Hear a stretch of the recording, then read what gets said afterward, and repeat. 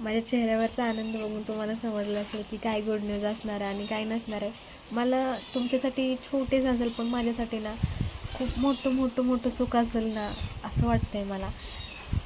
एक स्त्रीच समजू शकते ते. पण अजून डॉक्टरने सांगितले की हालचाल नाही करता येणार कारण ह्या बोटाची शिरती आकडले.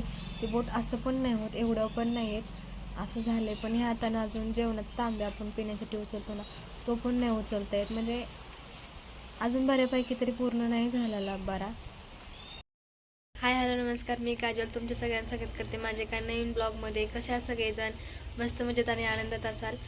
तर आजच्या व्हिडिओचा विषय काय आहे ते तुम्हाला थंबनेलवरून समजलं असेल आणि माझ्या चेहऱ्यावरचा आनंद बघून पण तुम्हाला समजलं असेल की मी काय बोलणार आहे, कशाबद्दल बोलणार आहे. तर व्हिडिओ अजिबात स्किप करू नका, पूर्ण बघा, नाही तर तुम्ही पूर्ण व्हिडिओ बघत नाही आणि अशा पण कमेंट करत असता. माझा आनंदच मला इतका झाला आहे की माझी बोबडी अक्षरशः वळायला लागल्या. तर पूर्ण व्हिडिओ बघा आणि स्किप करू नका. तुम्ही स्किप केला ना तर मग तुम्हाला काय मुद्दा आहे हे समजत नाही आणि मग तुम्ही कमेंट कराय मोकळेच. उठली की सुटली काही पण कमेंट, उठली की सुटली काही पण कमेंट. तर असं चला व्हिडिओ पूर्ण बघा, काय होतंय काय नाही आणि काय खुशखबर आहे ते तुम्हाला आवडली का नाही सांगा. मी दिलेली तुम्हाला आनंदाची बातमी तुम्हाला आवडते का नाही मला कमेंट करून सांगा. माझ्यासाठी तर हा आनंद खूप मोठा आहे, डबल धमाका म्हणलं तरी चालेल. तर चला बघूया आपण.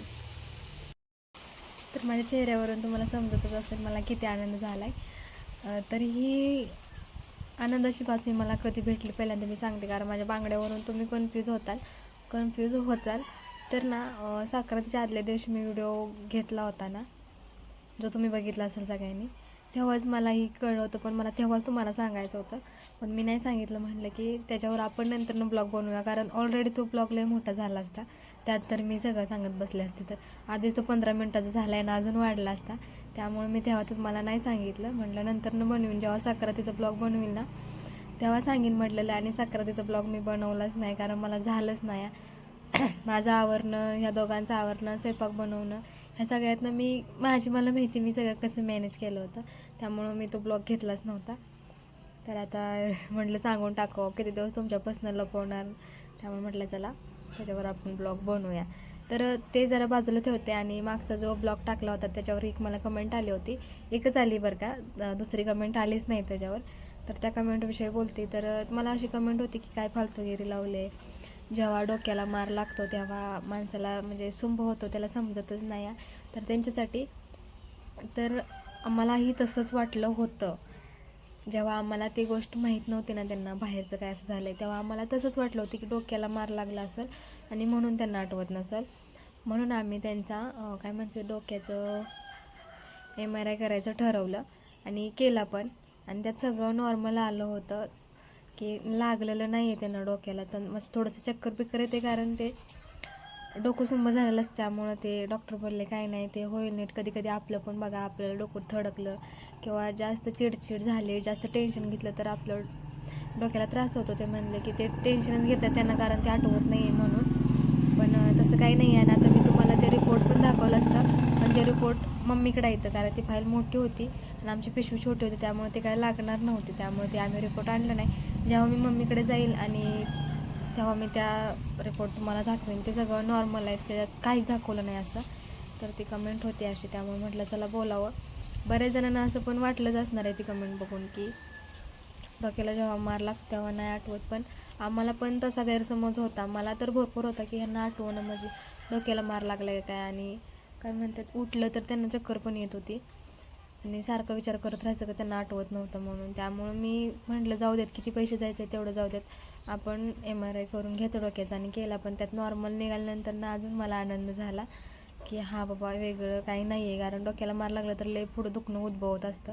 म्हणूनसाठी ते पुढं दुखणं वाढवं नाही म्हणूनसाठी मी आत्ताच ते दुखणं व्हायच्या आधीच सगळं क्लिअर करून टाकलं. त्यासाठी MRI वगैरे केला तर तसं काही नव्हतं. तर अशा कमेंट विचारा की तुम्ही म्हणजे तुम्हाला जे वाटलं ते तुम्ही साहजिक आहे तुम्ही बोललं. पण तसं मला पण वाटलं होतं, असं नाही की तुम्हालाच वाटलं, मला पण वाटलेलं. पण जाऊ देत, असू देत.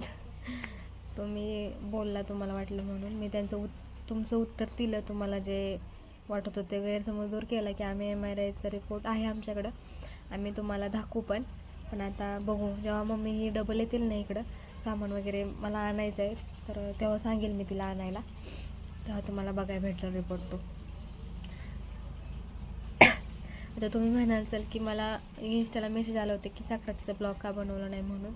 तर आताच मी तुम्हाला सांगितलं की एकतर तिकडनं आल्यापासून मी आजारी होते, तरी पण त्यातनं सगळं माझं सुरूच होतं आणि त्यात सण म्हणलं तर करावंच लागते आणि ह्यांच्या हातामुळं काय करा येत नव्हतं. त्यामुळे मला इरेवारी ते मदत करतात, मलाही तुम्हाला पण माहिती आहे प्रत्येक गोष्टीत मदत करतात. पण आता त्यांना काय मदत करणं जमत नव्हतं, मग मला एकटीला लई जड जात होतं. म्हटलं मरू दे तिकडं, ब्लॉगच नको बनवायला, परत ती एडिट करत बसा, लई कुठं नसतं, त्यापेक्षा मी ती ब्लॉगच नाही बनवला. असो पुढचा जो सण असेल त्याला मी नक्की ब्लॉग बनवेल.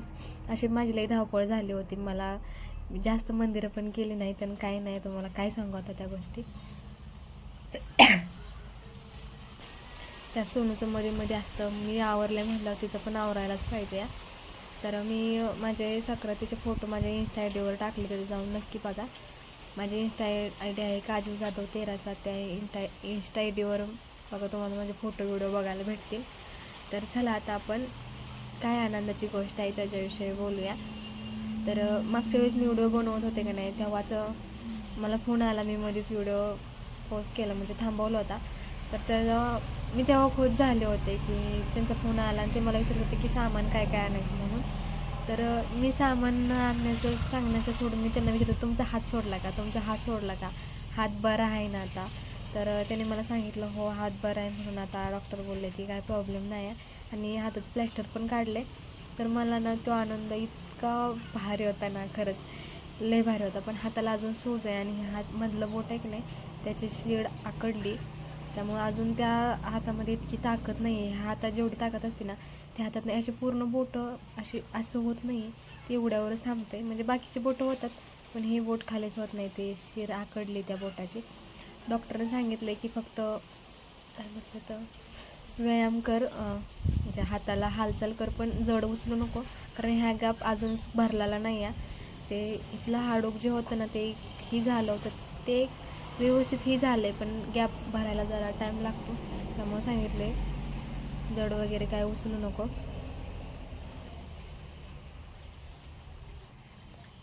पण जाऊ देत, बरं झाला प्लॅस्टर काढलं, हे लय भारी वाटलं. कारण ना लय म्हणजे दवाखाना म्हटलं ना लय भीती वाटते की आता ते होत नाही आहे, त्याचं ऑपरेशन करा, अमकं करा, तमकं करा, फलानं करा, लय काय काय असतं. त्यामुळे ती कुठंतरी मनात भीती होती की असं काय वाढू नये पुढं, आपल्याच्यानं सोसणार पण नाही. ऑलरेडी ना दवाखान्याला भरपूर सारा खर्च झाला आहे. फक्त सारखं 4 दिवसाला दवाखान्यात पडायचं म्हणल्यानंतर पैसा किती, आपण एकदाच गेलो तर आपला 1000-2000 पुरत नाही. ते साध्या दुखण्याला, सर्दी तापाच्या, मी ह्या दुखण्याला किती पैसे गेले असतील तुम्हीच अंदाज लावा. आम्ही आता 0 इन्व्हेस्टमेंटावर आहे. पहिलं थोडेफार सेविंग केली होती पण आता काहीच नाही. आणि त्यात खोली भाडंही सगळं असतं, खाणं पिणं असतं, त्यात मम्मी पप्पा मदत करतातच, त्यात नाही विषय. पण आपल्याला पण त्यांनासारखं त्रास देणं बरं नाही वाटत. त्यांना झाले ते नीट, पण अजून कामाला वगैरे जात नाही आहेत. डॉक्टरने सांगितले की अजून त्यांना ह्या हाताने स्वतःचं काय म्हणजे तांब्या उचलत नाही, हात धुण्यासाठी आपण करतो ना तर ते उचलता येत नाही, तर काम काय होणार आहे. त्यामुळे म्हटलं जाऊ दे, अजून 15-20 दिवस घ्या आराम, नंतरनं जायचंच आहे, कामच करायचं आहे. हेच दिवस आरामाचे असतात आणि ते कधी आराम घेतच नाही. तुम्ही बघितलं असेल ते सारखे कामावरतीच असतात, एक दिवस पण घरी नसतं. तर आता हे पडल्यापासून तरी झाले बऱ्यापैकी आराम घेतलाय. पण हा आराम काय कामाचाच नाही आहे, उलट पैसे घालवायचंच काम आहे. असं चला, हे सांगायचं होतं की आता ते हात सोडले आणि ते बरे आहेत. आता दवाखान्यात वगैरे 15 दिवसाचे गोळे दिलेत, नंतरनं जायचं, बघायचं आहेत का सूज वगैरे, ती बघते. त्यांना काय हात लावलं तरी कळतं की हा आता झालं आहे व्यवस्थित, त्यामुळे ते नंतर जातील. प्लॅस्टर काढलं ना हे छान आहे, मला लय आनंद झाला जेव्हा ते घरी आलं ना, असं हात दोन्ही मोकळं होतं ना, लय भारी वाटलेलं. म्हणजे हसच आवरत नव्हतं आणि सोनू पण लय खुश होती, कारण एका हाताने तिला त्यांच्यासोबत खेळताच येत नव्हतं. त्यामुळे आता सगळे आम्ही खुश आहे, आनंदात आहे. कसं ना काही दिवस लय बेकार येत होतं, जाऊ द्या, भरपूर वेळा आमच्या वाईट दिवस आलं, पण हे काय, पण हे लयच बेकार होतं. सोनू आजारी पडलेली आणि हे खूप बेकार दिवस होता. पण हे पण वेळ आम्ही घालवली हसत खेळत, कसं का होईना पण घालवली. न कोणाचा साथ घेता, न कोणाचा आदर घेता, 1 रुपया न कोणाला मागता आम्ही सगळं मॅनेज केलं आहे. सासरे गेले, तिथं पण राहिले, 4-5 दिवस राहिले असेल.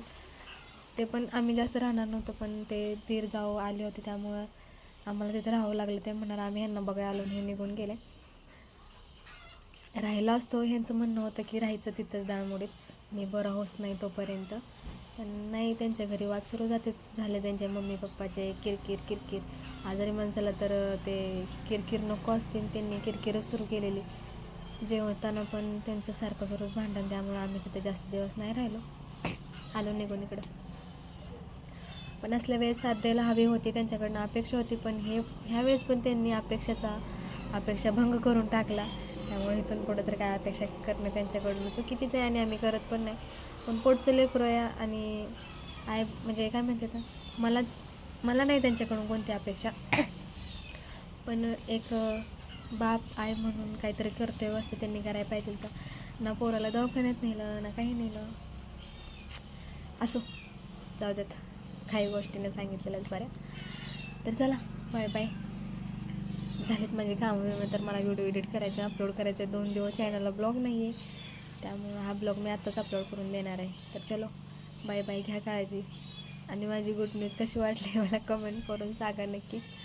तर चला, बाय.